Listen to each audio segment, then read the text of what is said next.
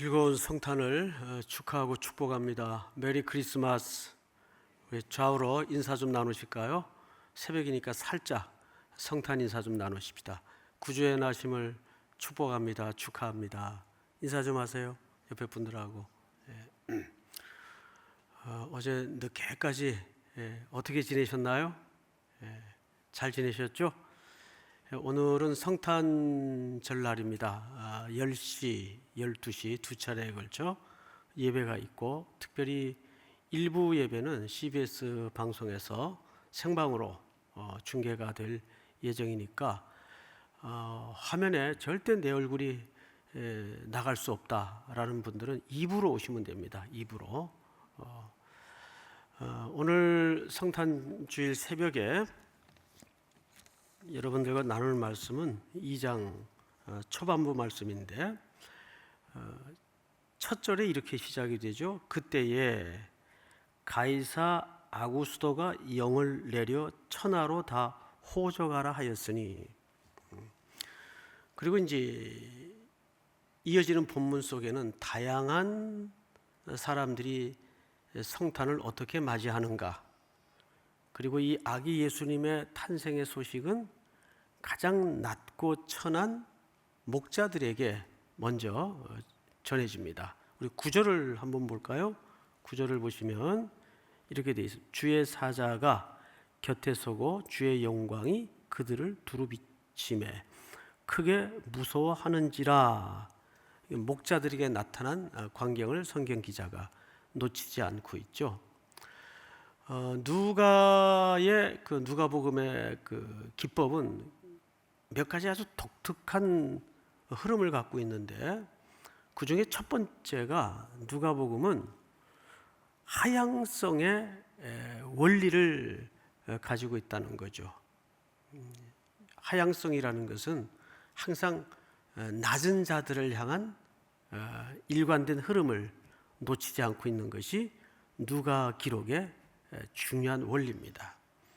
그래서 누가복음에는 그 당시 사회적으로 멸시받고 천대받고 고난 속에 있던 사람들이 주로 이야기의 소재로 많이 등장을 합니다. 그래서 누가복음은 그 기록의 흐름이 하향성의 원리를 갖고 있어요. 낮은 자들을 향한 성경적 관심을 배제하지 않죠. 자, 그런데도 불구하고 오늘 본문 첫 절에 이 가이사 아구스도라는 로마 황제의 이름이 왜 나오며, 이 사람이 천하로 호적을 하라는 명령이 오늘 아기 예수님의 탄생과 무슨 관련이 있을까? 이거는 아기 예수의 탄생만큼이나 중요한 역사적 기록의 의미가 있습니다. 이 부분을 좀 여러분들이 설명을 듣고 성경을 봐야 전체적인 성경의 그 큰 그림이 보여질 수가 있습니다.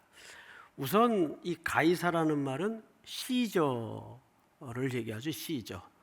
혹시 그 시저 줄리어스 시저, 이런 이름 많이 들어보셨죠? 예. 이 줄리어스 시저가 바로 이 가이사 줄리어스라는 얘기예요. 근데 이 사람에게는 조카가 하나 있었어요. 그 조카 이름이 옥타비아누스입니다.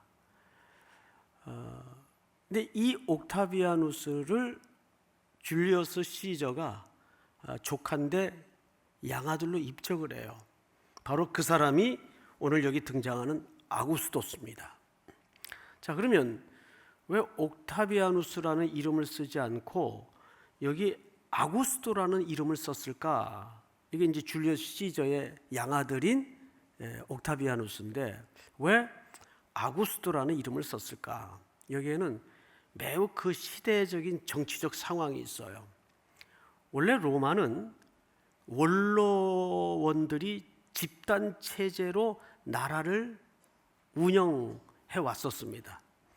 근데 이것이 언제서부터 허물어지는가 하면 바로 옥타비아누스의 아버지인 줄리어스 시저 때부터 슬슬슬 한 사람에게 권력이 집중되기 시작합니다. 그러다가 이것이 옥타비아누스 때에 절정을 이루어요. 물론 그때도 형태는 원로 정치를 했습니다. 그리고 돌아가면서 대표를 뽑아요. 근데 마침 그때 대표가 옥타비아누스가 대표를 해야 하는 순서입니다. 옥타비아누스가 원로원들에게 부탁을 해요. 야, 나는 당신들하고 똑같은 직함인 집정관이라는 명칭을 나한테 붙이지 마라. 그리고 원로원 중에 대표라는 상징적인 임시적 호칭도 나는 거부한다. 내게 좀 독특한 개념이 담아진 용어를 만들어서 나를 좀 불러줬으면 좋겠다. 이 호칭 문제가 역사적으로 굉장히 논란이 일어났습니다. 그러다가 바로 이 아구스도라는 이름으로 명명되어졌어요. 그러면 이 이름의 뜻이 뭐냐면 이런 뜻입니다. 이게 아주 중요한 얘기인데, 신적 계시로부터 지목된 존재라는 뜻이에요. 다시요. 이 아구스도라는 말이 원래는 아구로라는 말에서 유래가 됐는데, 신적 계시로부터 지목된 존재. 누가? 로마의 황제가. 자, 여기에서부터 그 당시 시대 사람들이 가능해지기 시작했던 사고가 뭐냐면 로마의 황제가 신의 아들이 되는 거예요. 신의 아들이면 본인도 신적인 존재로서의 길을 열어놓는 거죠. 그래서 황제 숭배 사상이 가능해지는 토대를 이 호칭을 통해서 마련하게 돼요. 그게 예수님 탄생하고 무슨 뜻이 있는데, 자, 이제 들어보면 누가의 섬세한 기록을 통해서 무엇을 대조시키고 싶은가를 금방 눈치챌 수가 있습니다. 이때는 팍스 로마 시대예요. 로마가 이 땅에 평화를 가져왔다는 거죠. 그런데 로마가 가져온 평화는 무엇을 근거로 가져온 평화일까요? 힘입니다. 세상의 힘과 권자의 권위를 통해서 평정한 평화입니다. 이 평화는 힘의 질서가 무너지면 금방 깨지는 평화예요. 예수님도 요한복음 14장에서 이렇게 말씀하셨어요.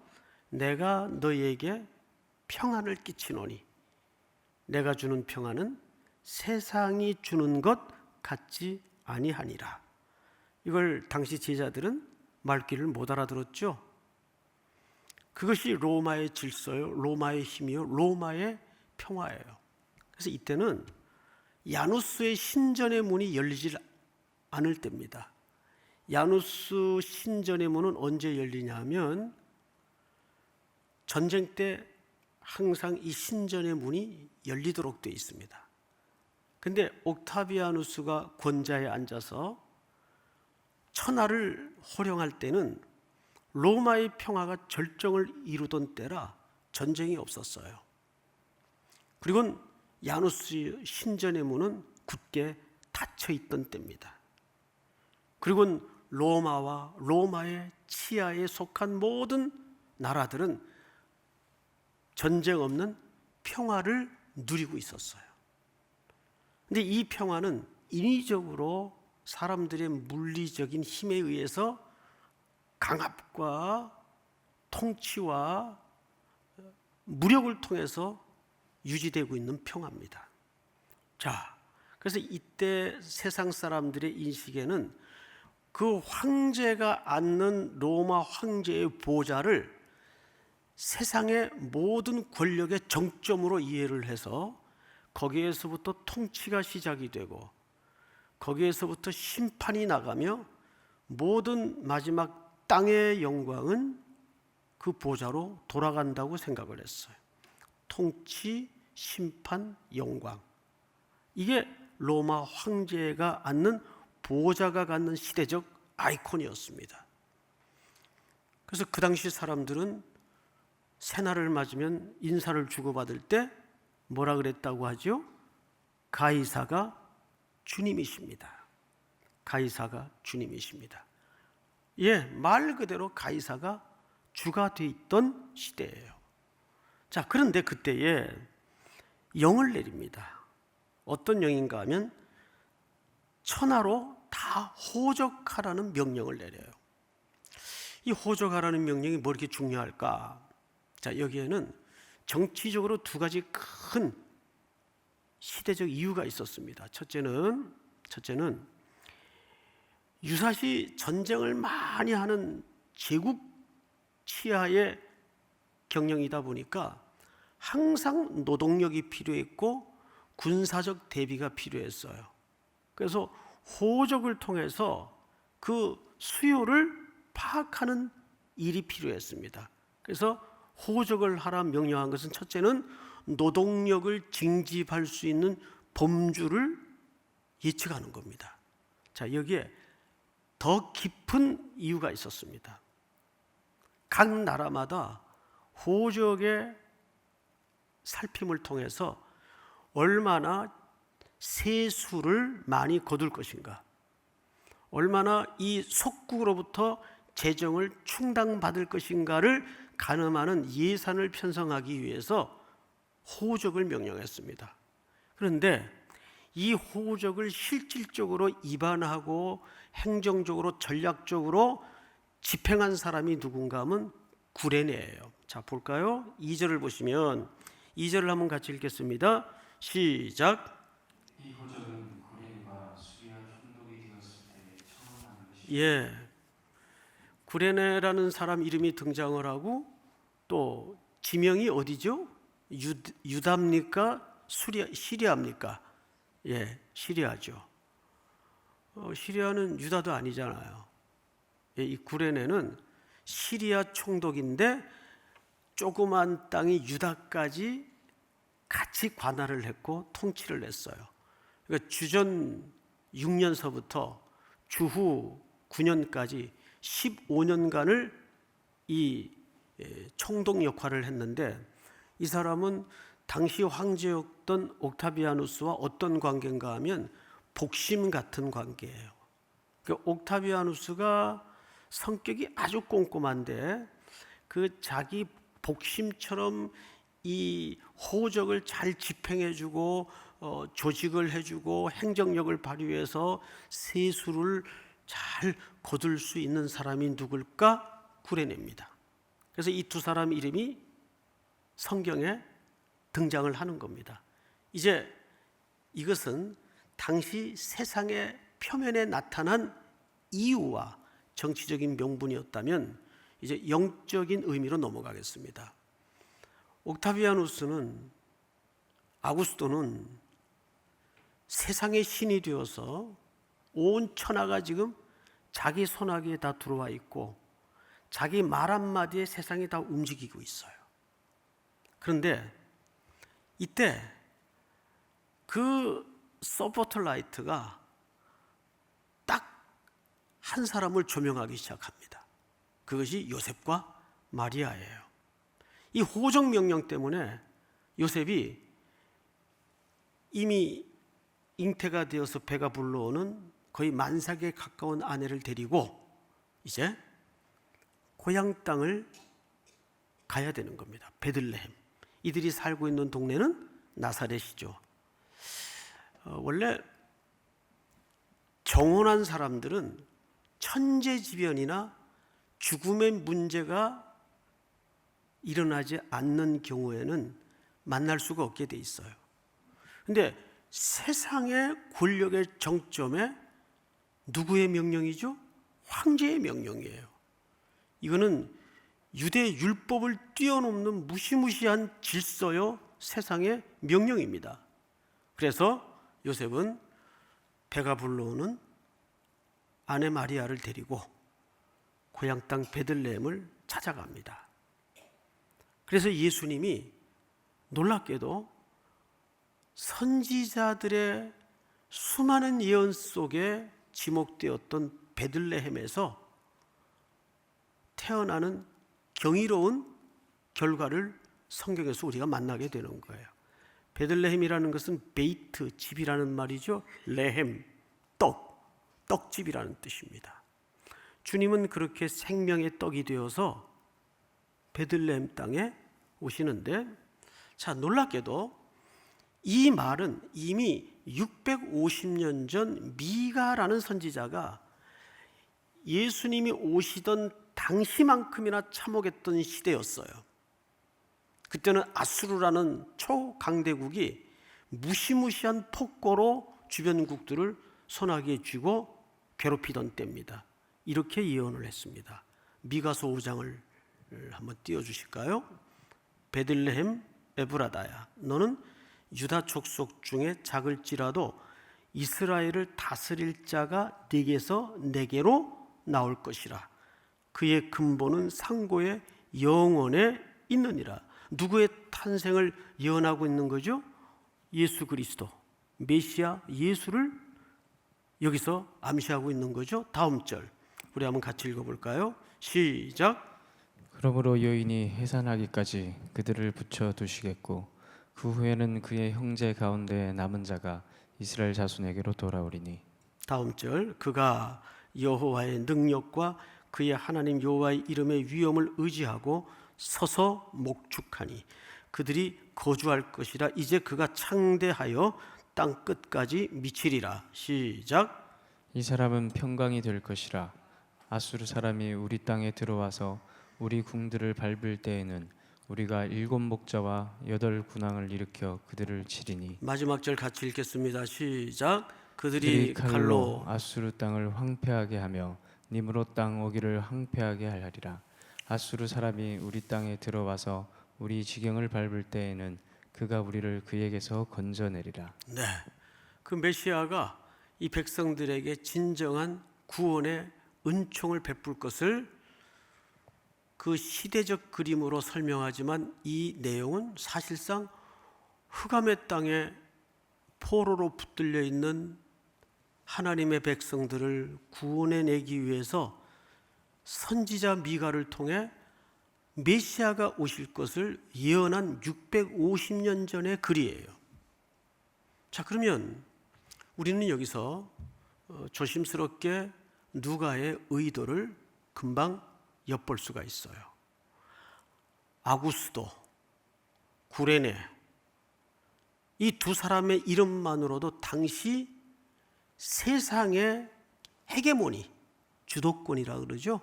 세상의 헤게모니는 로마가 쥐고 있는 것처럼 보였어요. 그리고 그 로마의 원리와 로마의 통치와 로마의 질서로 세상은 움직여지는 것처럼 보였습니다. 그런데 그 밑바닥에 아주 가난한 동네에 하나님을 온전히 붙들고 신뢰하던 두 젊은이의 조그만 행로를 비춰주면서 거기에서 아기 예수님이 어떻게 태어나는가를, 그러니까 이것은 수천 년 전 선지자들의 글에 수없이 예언되었던 내용이 끊임없이 역사의 밑바닥에 한 생명의 씨를 뿌리고 어떻게 완성되어 가는가를 우리에게 보여주는 거예요.